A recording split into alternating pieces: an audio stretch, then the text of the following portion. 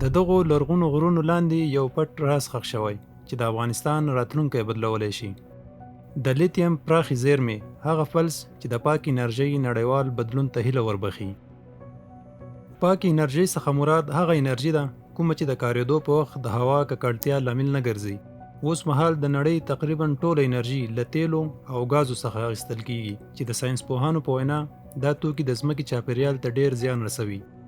لیتیم د موبایل، لپټاپونو او برقي موټرو د بیټرۍ لپاره اړین دي. لکه څنګه چې په دې ډیجیټالي دور کې اړتیا ډیریږي، د لیتیم زیرمې لرل او په هغې ښه کنټرول او مدیریت د پاک انرژۍ په دور کې د افغانستان ستراتیژیک نفوذ ته لا نوره معنا ورکولی شي.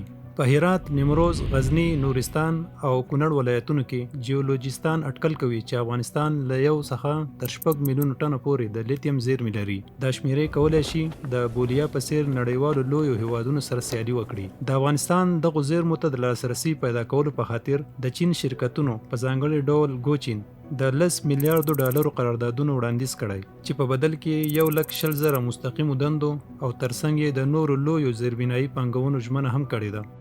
خو ځینې افغانان ویره لري چې ښایي استثماري قراردادونه د بهرنیو شرکتونو لپاره ګټه ولري او دغو زیرمو ته نږدې ځایي ټولنې هماغسې خوارې پاتې شي. کارپوهان خبرداری ورکوي که د افغانستان حکومت د زیرمو قراردادونو ورکولو کې له احتیاط څخه کار وانخلي، نو دا کار به د خپلواکۍ له لاس ورکولو او افغانستان به د منابعو لعنت په مثال وګرځي. په روان میلادي کال کې د افغانستان د کارونو وزارت هلمند او نیمروز ولایتونو کې د لیتیم او یورانیم د ارزونې اعلان وکړ، خو د یورانیم لټنه له ځان سره اضافي چاپیریالي خطرونه لري او منتقدین خبرداری ورکوي چې که دغه پروسه په سمه توګه مدیریت نشي د ککړتیا لامل بشي.